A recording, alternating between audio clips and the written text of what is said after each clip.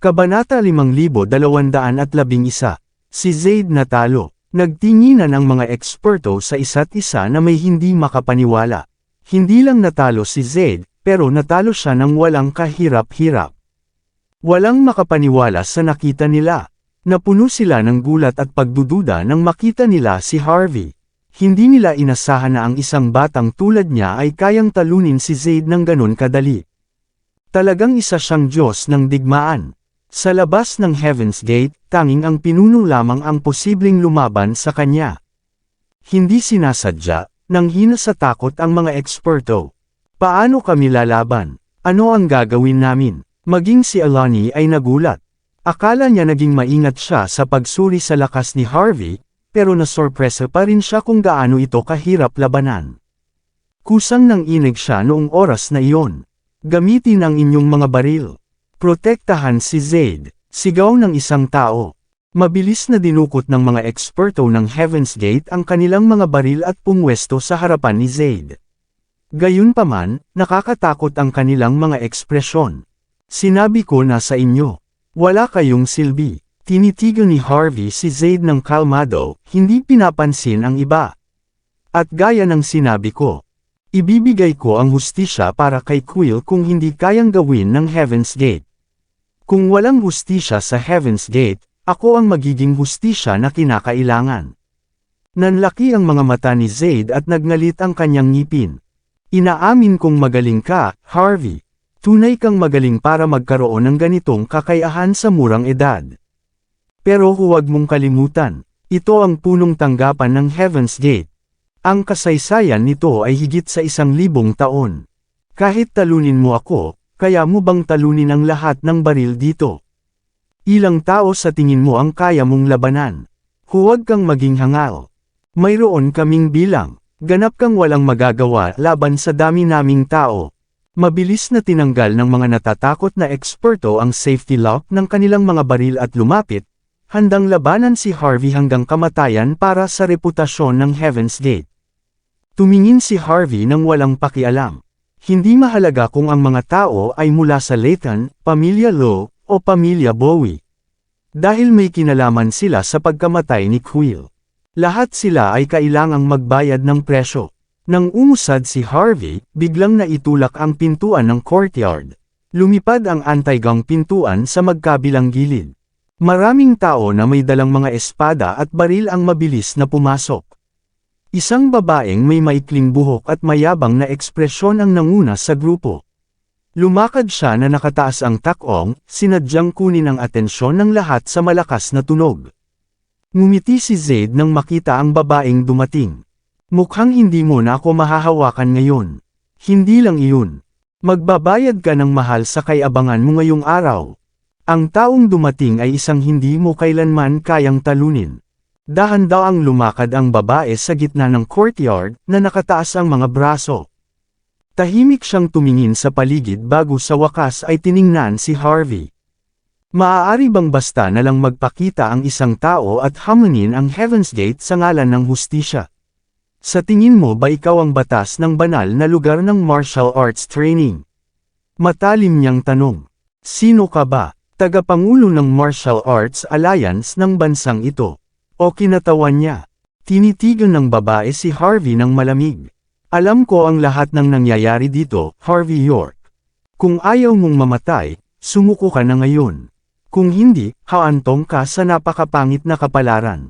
Sino ka? Sagot ni Harvey. Ako ang direktor ng Heaven's Gate Department ng Martial Arts Alliance ng bansang ito, si Derek Lowe.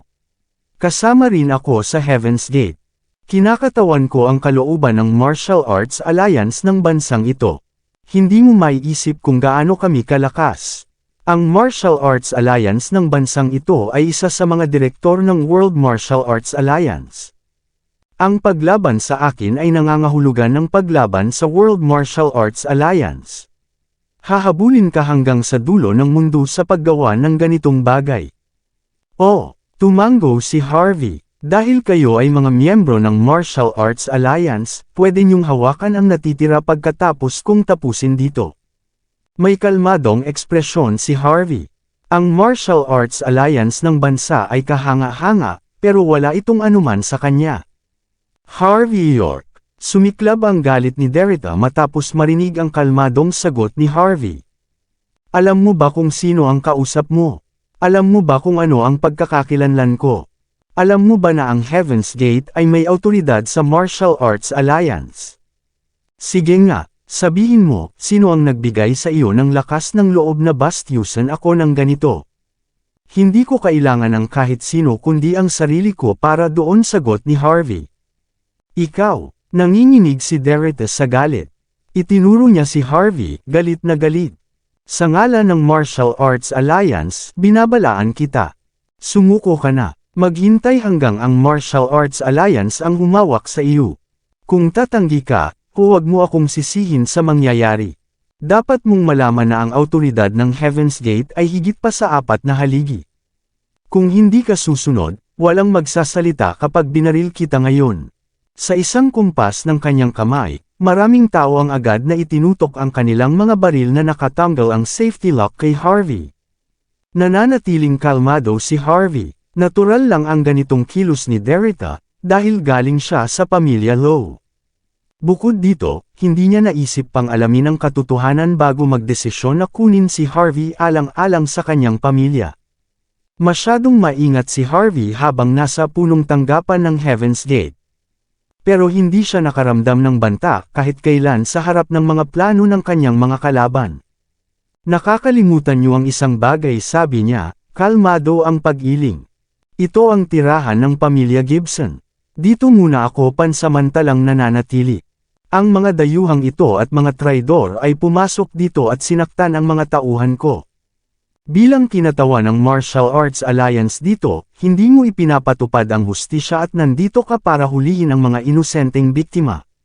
Sa tingin mo ba ang Martial Arts Alliance ay isang gamit para magpasikat? Hindi mo ba akalaing cute ka dahil nagpapanggap kang nasa panig ng katarungan? Wala talagang balak si Harvey na parangalan si Derrida. Hey, wala namang saysay ang mga sinasabi mo. Kailangan namin ng ebidensya sa panahon ngayon. Naging malamig ang mukha ni Derrida. Alam ko na humihingi ka ng ebidensya sa banal na martial training ground ayon sa iyong kagustuhan. Dahil pinagbantaan mo rin ako, ikaw ay makakasuhan din dahil doon. Akala mo ba, ang isang maliit na tao tulad mo ay pwedeng mamagitan sa sitwasyon ng Heaven's Gate? Akala mo ba ikaw na ang katarungan? Sige, sabihin mo lahat ng yan sa mukha ko kung kaya mo. Nagbigay ng matalim na titig si Derrida kay Harvey, kitang-kita na kung magsalita pa si Harvey, ipapabaril na siya ng mga tauhan ni Derrida nang walang abiso. Mag-ingat ka, Miss Derrida. Sigaw ni Zaid, isa siyang mayabang na tao, pero isa rin siyang Diyos ng digmaan. Kung tama ang hinala ko, siya ay mga kalaban na ipinadala dito upang magdulot ng gulo. Gusto niyang magkagulo ang Heaven Gate para samantalahin at sakupin ang pagkakataon. Gagamitin tayo bilang mga kasangkapan sa kanyang ambisyon kapag nangyari iyon. Huwag mong hayaang makawala siya dito. Walang kalihim-lihim si Zaid, na binabaluktot ang mga salita para magtagumpay. Mas gugustuhin niyang mapahiya kaysa mamatay si Harvey, at kung wala siyang ganitong determinasyon, tuluyan na siyang magiging kahihiyan. Huwag mag-alala, Young Master Zaid, Miss Alani. May matibay na ebidensya ako bago pa man dumating dito. Tinitiyak kong makakamtan ang katarungan para sa inyo ngayon. Lahat ay huhusgahan ng tama. Tumingin si Derrida kay Harvey ng matalim. Talaga bang balak mong labanan ang Martial Arts Alliance? Huwag mong kalimutan, ang legendaryong kinatawan ng York ay nasa Martial Alliance. Kung lalaban ka sa amin, kaya niyang magpalipad ng 10 Diyos ng digmaan gamit ang isang sapantoha, hindi lang isa. Mag-isip ka ng mabuti tungkol sa magiging resulta bago ka gumawa ng anuman. Tumawa si Harvey. Alam ba ni Representative York na ginagamit mo ang pangalan niya para magyabang? Hey! Kailan ba naging karapatan mo bilang isang batang babae na magpasya sa Martial Alliance? Tinutok ni Derrida ang ilong niya kay Harvey. Ang kailangan mong malaman ay maghihirap ka kapag nakipaglaban ka sa akin. Sa isip niya, isang tao na isang dayuhan lang ay humamon sa isang babaeng may ganitong kataas na katayuan. Binabawian siya ng sariling libingan. Inilabas ni Derrida ang kanyang baril at tinutok ito sa ulo ni Harvey. Lumuhod, sumuko ka na, kung hindi, babarilan kita ngayon din. Napabuntong hininga si Harvey, hindi niya alam kung ano ang sasabihin. Sir York, pasensya na, nahuli na ako. Pumasok si Rachel sa pintuan, tinitigan si Harvey na may kasamang pagkakasala. Lumapit agad siya kay Harvey matapos malaman ang nangyayari, at natatakot na baka may mangyaring masama kay Harvey. Bumantong hininga siya ng magaan nang makita ang pagkakalmado ni Harvey. Hayop ka, hindi mo ba nakita na ang Martial Arts Alliance ay nagnenegosyo dito? Alam mo ba ang magiging resulta ng pagpasok mo ng ganito? Talaga namang galit na galit si Derrida. Isa siyang bahagi ng Heaven's Gate ng maraming taon, pero ito ang unang pagkakataon na may humamak sa kanya ng ganito. Hindi pinansin ni Rachel ang tensyon sa paligid at mabilis na lumapit kay Harvey, nakakross ang mga braso. Ngumiti si Harvey, wala yan, konting tao lang ang nagpapasiklab dito. Matatapos din ito agad. Tama, nasaan ang hinahanap ko? Kumuha si Rachel ng isang sako at ibinigay ito kay Harvey ng magalang. Isinilip ni Harvey ang sako sandali bago ibagsak ang isang batch sa ibabaw ng coffee table. Tinutukan ni Harvey si Rachel na maghanda ng tsaa. Lumuhod kayo, sabi ni Harvey na may matalim na titig matapos makainom ng tsaa. Nang makita ni Derrida ang batch sa ibabaw ng coffee table, kumurap ang mga mata niya. Automatikong tumingin siya sa badge, pati ang ibang mga miyembro ng Martial Alliance. Nagbago ang kanilang mga ekspresyon nang makita nila ang badge. Inisip nila ang iba't ibang mga senaryo bago kumilos. Hindi na mahalaga kung si Harvey ay isang Diyos ng digmaan na may tunay na kakayahan o hindi, at hindi rin mahalaga kung may suporta siya sa Golden Sands o wala. Sa ilalim ni Derrida at ng Martial Arts Alliance ng bansa, kaya nilang durugan ang sinuman. Malaki na ang ipinagbago ng Martial Arts Alliance. Matapos sumali sa World Martial Arts Alliance at maging isa sa 5 direktor nito, ang Martial Arts Alliance ng bansa ay may kakayahang lumaban sa 4 na haligi, ang top 10 na pamilya, at 5 lihim na pamilya. Lahat ng ito ay dahil kay Representative York. Isang tao siya na kayang labanan ang buong bansa mag-isa. Ngunit, si Harvey ang naghagas ng badge. Matagal nang nakatambay si Derrida sa punong tanggapan ng Heaven's Gate. Hindi niya kilala ng husto ang mga nasa taas, ngunit tiyak na hindi niya ipagkakamali ang badge na iyon. Maraming salamat sa lahat ng sumusubaybay. Please subscribe and follow my YouTube and Facebook channel, Filipino Novel. Maraming salamat po. Kabanata 5215. Nakita ni Alani at ng iba pa na nagsimulang matakot at manginig sa takot si Derrida, kaya't talagang nagulat sila. Kung ikukumpara sa pagtatalo ni Harvey kay Zed, ito ay mas nakakatakot. Ngayon ba ay marunong ka ng lumuhod? Halika, ituwid mo ang likod mo. Hinok ni Harvey ang kanyang daliri kay Derrida. Automatikong itinutuwid ni Derrida ang kanyang likod bago tumingin kay Harvey. Sampal, binangga ni Harvey ang likod ng kanyang kamay sa mukha ni Derrida nang hindi nag-atubili. Nakipaglaban ako sa ibang mga bansa at ginawa ang bansang ito bilang isa sa mga direktor ng World Martial Alliance upang mapaunlad ang martial arts ng bansa. Sampal, namamaga talaga ang mukha ni Derrida. Pinapayagan kita na ipagmalaki ang aking mga nagawa para lamang manatiling nangunguna ang bansang H sa buong mundo. Sampal, walang tigil ang pag-ikot ng ulo ni Derrida noong mga oras na iyon. Ginagawa ko lahat ng ito upang ipakita sa mundo na palaging may katarungan sa mundo. Nabubuhay ako sa bansang ito upang protektahan ito. Ginagawa ko lahat ng ito para sa bansa at hindi para sa mga tao na tulad mo na patuloy na ipinagmamalaki ang aking pangalan ng walang awa. Naiintindihan mo ba? Walang pakialam si Harvey na pinunasan ang mga daliri gamit ang isang panyo pagkatapos sampalan si Derrida.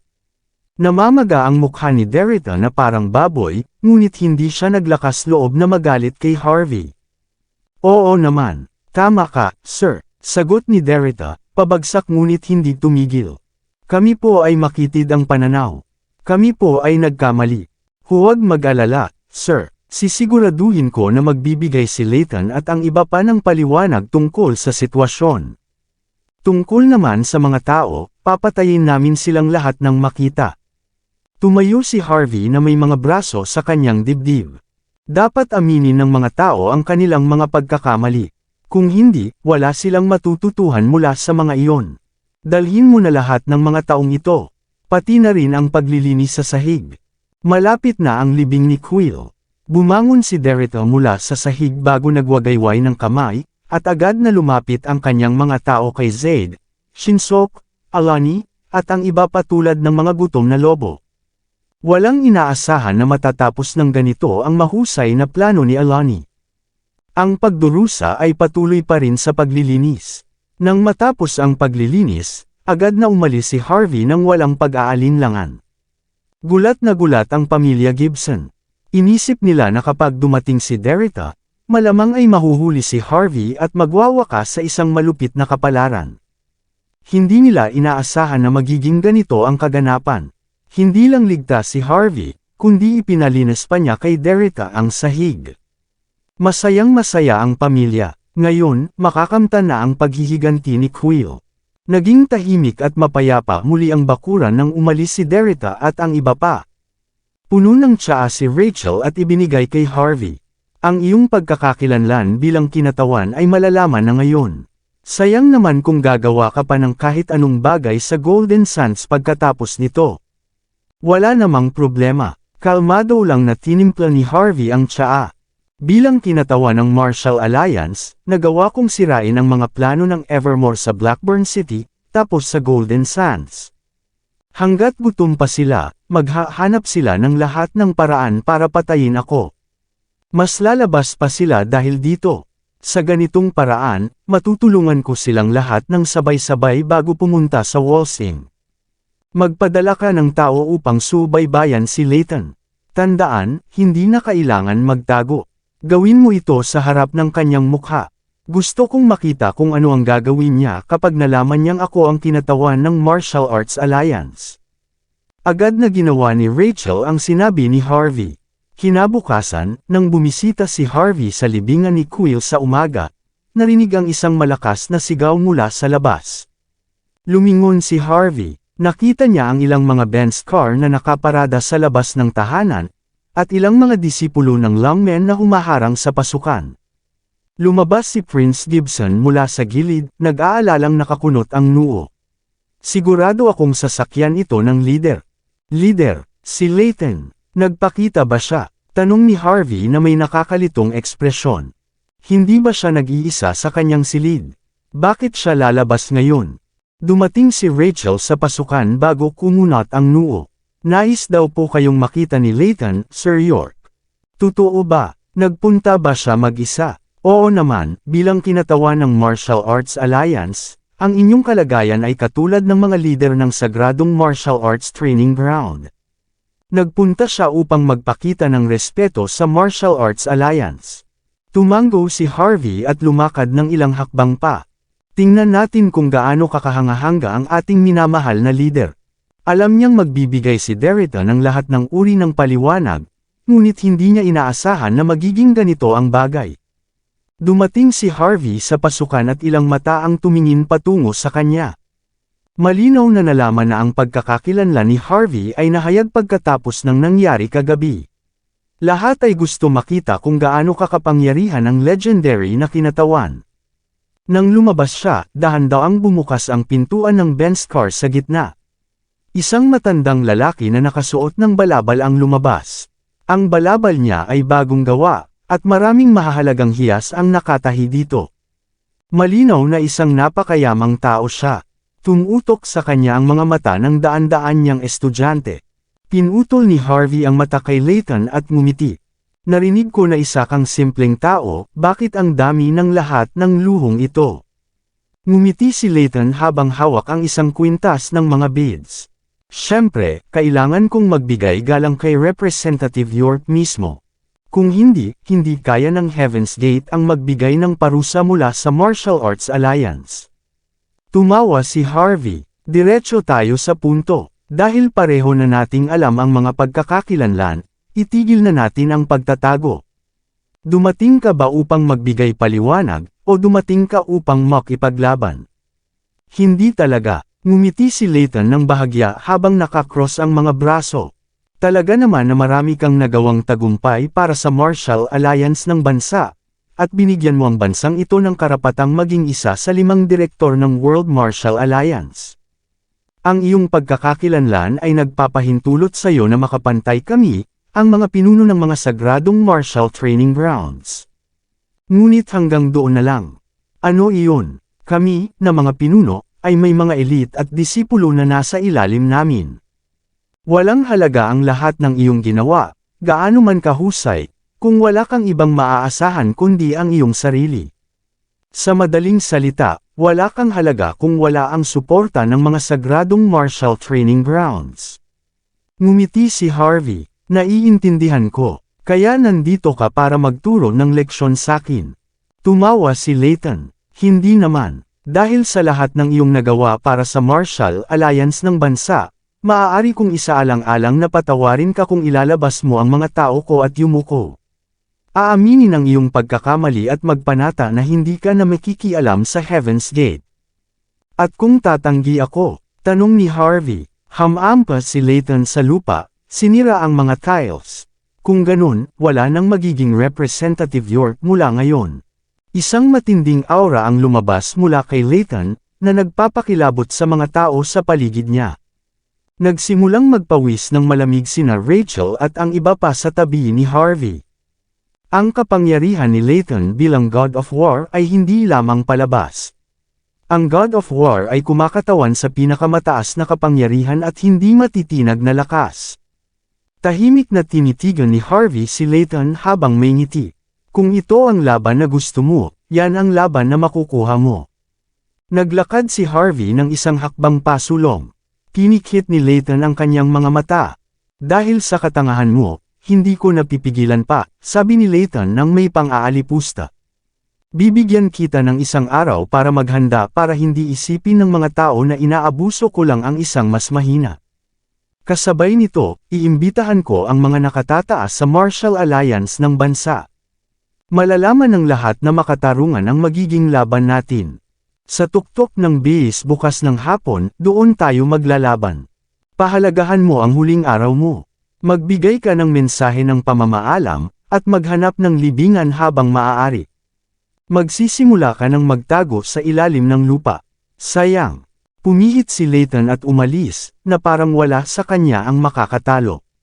Ang mga estudyante sa likod niya ay nang iinsulto kay Harvey habang ipinaikot ang mga daliri sa kanilang leeg.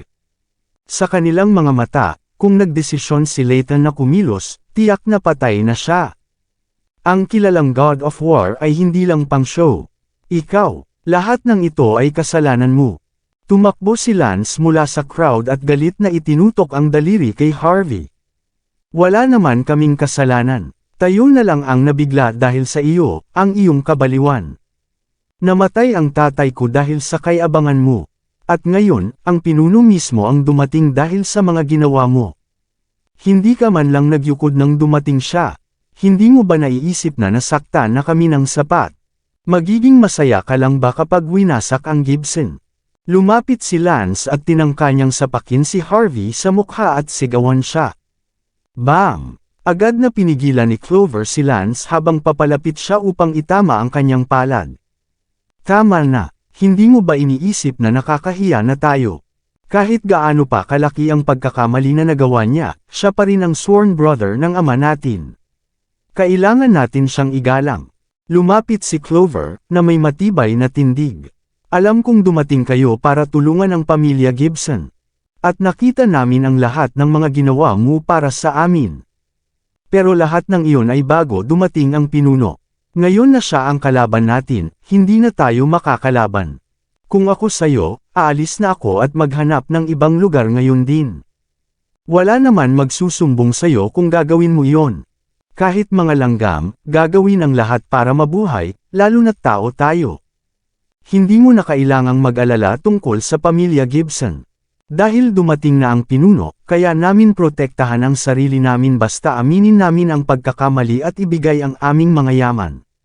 Gayunpaman, puno ng kawalan ng pag-asa at puot si Clover habang sinasabi ito. Ngunit sa Heaven's Gate, sino ba ang kayang lumaban sa isang tulad ni Layton? Tama na, pareho kayong dalawa. Sigaw ni Prince Gibson, na buong-buo ang bandages sa katawan. Dumating si Sir York para tulungan ang pamilya Gibson. Kung wala siya, lahat tayo ay nakakulong na sa Imperial Prison. Binabastos nyo lang siya sa mga sinasabi nyo. Binabastos siya. May image ba siya? Sigaw ni Lance. Akala mo ba may respeto sa kanya ang Heaven's Gate dahil siya si Representative York? Akala mo ba rerespetuhin siya ng Heaven's Gate dahil siya ang representative ng Martial Arts Alliance? Sa harap ng isang tunay na master na tulad ni Layton, sino ba siya? Sa kahit anong paraan, kung hindi siya aalis ngayon din at humingi ng tawad sa harap ng kanyang leader. Tingnan natin kung papatawarin siya dahil sa kanyang status sa Martial Arts Alliance. Dumura si Lance sa lupa. Nakakahiya. Tayo na. Pumunta si Lance kasama ang buong pamilya. Pagkatapos ng ilang sandali, ilang malalaking nulita ang itinapon palabas ng bakuran. Siyempre, nais ng pamilya Gibson na magpaalam kay Harvey sa sandaling dumating si Layton. Ganyan ang pagkakaiba ng ugali ng tao. Sir York. Nagpakita si Prince Gibson ng malungkot na ekspresyon, at hindi niya inaasahan na magiging ganito ang kanyang kapatid. Tumingin si Harvey sa bakuran, pagkatapos ay sa kabaong ni Quill. Walang anuman, maghanap na lang tayo ng matutuluyan muna. Habang naghahanap si Harvey at ang iba pa ng matutuluyan, ilang mga sasakyang Benz ang dahan-daang dumaan sa kalsada. Nasa likuran si Layton, na nakatingin sa labas ng bintana ng may seryosong ekspresyon. Hindi ko maintindihan, Ginoong Layton. Kinagat ni Ebony ang labi, na nag-aalala. Bakit hindi nyo nalang pinatay ang salbaheng iyon noong una? Siya ang kinatawan ng Martial Arts Alliance. Wala siyang gaanong awtoridad, ngunit nagawa niya ang maraming magagandang tagumpay. Maaaring magagalit ang mga nakatataas sa Martial Arts Alliance kung lalabanan mo siya. Kung mangyayari iyon, magkakaroon tayo ng malaking problema. Napatingin si Ebony sa madilim na sulok ng sasakyan. Anong uri ng top brass ang mayroon sila? Ngumuso si Layton. Nanatili siyang kalmado. Huwag kalimutan, ang Martial Alliance ay isang sagradong lugar ng pagsasanay sa militar. Tayong mga pinuno ang may hawak ng tunay na awtoridad. Mapalad si Harvey na nakakuha ng kanyang degree, kahit na wala siyang awtoridad bilang isang kinatawan. Ang iba pang Sacred Martial Arts Training Grounds ay hindi rin magiging masaya kung papatayin ko siya on the spot. Dapat alam ninyong lahat ang reputasyon ng Heaven's Gate sa iba pang sagradong pagsasanay sa martial arts. Kaya nga binigyan ko siya ng isang araw para maghanda. Sinabihan ko na lang yung iba, papatayin ko daw yung bastard na yun kaagad. Maiintindihan nila ang motibo ko kung bibigyan ko sila ng oras. Naniniwala ako na ang ibang Sacred Martial Arts Training Grounds ay hindi mangangahas na protektahan si Harvey pagkatapos matuto na kusang loob niyang isali ang kanyang sarili sa mga gawain ng Heaven's Gate. Makatuwirang patayin si Harvey pagkatapos nito. Walang manghuhusga sa atin kung ganoon. Humanga si Ebony matapos marinig ang mga salita ni Layton. Tulad ng inaasahan sa aking guro, balak niyang patayin si Harvey ng fair and square.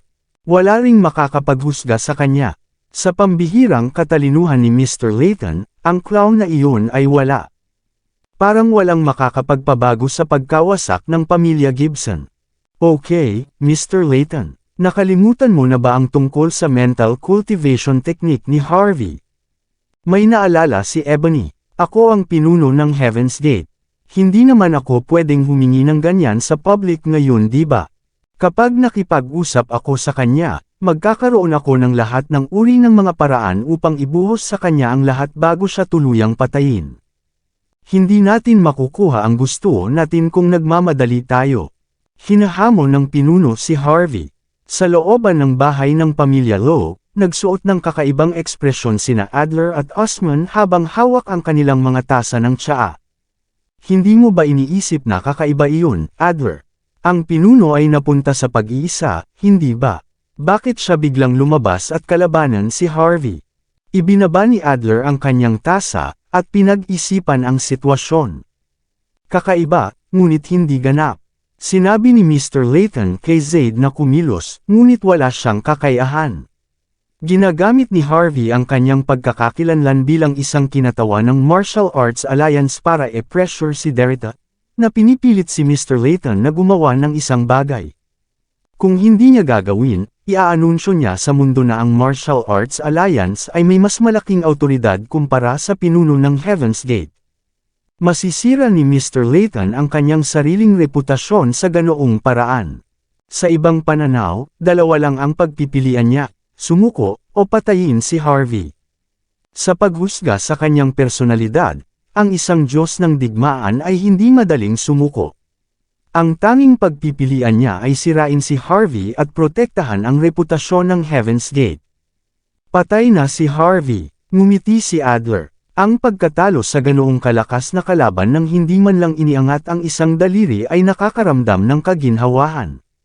Kabanata 5220. Sandaling inisip ni Osman ang sitwasyong ito. Kahit na, baka hindi rin ito makabubuti sa atin. Ang mas lumang grupo ay sa wakas pinamamahalaang upang makakuha ng mataas na kamay sa nakalipas na ilang taon, na naging sanhi ng bahagyang hamina ang awtoridad ng pinuno. Pero kung manalo siya sa laban, hindi ba tataas ulit ang reputasyon niya? Sa ganoong paraan, ang lahat ng ginagawa natin ay hindi magiging walang kabuluhan. Hamalakhak si Adler. Tama yan. Ngunit dahil papatayin niya ang kinatawan ng Martial Alliance, maaari siyang mag-isa ulit para lang maging maganda ang Martial Alliance. Gusto niya ng iba pang Sacred Martial Arts Training Grounds para gumaan ang pakiramdam pagkatapos ng lahat. Ito na ang pagkakataon natin. Basta ipakita natin na kakampi natin si Mr. Layton, siguradong ang susunod na kapalit ay galing sa isa sa ating pamilya. Bukod dito, magiging madali na pabagsakin ang isang pinuno ng walang tunay na awtoridad. Kung tutuusin, tayo ang mag-aani ng mga samsam pagkatapos ng kamatayan ni Harvey.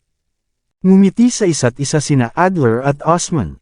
Kasabay nito, inihayag ni Layton ang kanyang laban kay Harvey sa lalong madaling panahon. Anong mapagbigay na tao? Si Mr. Layton ay nagbibigay kay Harvey ng isang araw para makabili ng sarili niyang kabaong. Patuloy siyang nagyayabang kung paano niya ililibing ang lahat sa ilalim ng kabaong ni Quill, ngunit magkakaroon siya ng kanyang sariling libing muna. Sa sandaling kumalat ang balita, agad na pinakawala ni Derrida sina Zaid, Shinsook at Alani. Kasabay nito, lumitaw si Calvin matapos magtago sa publiko ng napakatagal na panahon. Agad niyang tinawagan si Prince Gibson, na sinasabi sa kanya na malaman ang kanyang mga limitasyon. Maging ang dakilang tagapagtanggol, si Kaysen, Ridge, Devon, at ang iba pa ay nakahanap ng dahilan para humiwalay sa kanilang mga sarili mula kay Harvey. Maaaring sabihin ng isang tao, ang buong Heaven's Gate ay naghihintay sa pagbagsak ni Harvey. Nakatanggap din ng balita ang iba pang Holy Martial Training Grounds. Hindi sila pamilyar sa kinatawan na gumawa ng pangalan para sa kanyang sarili sa Blackburn City, pero minamaliit pa nila.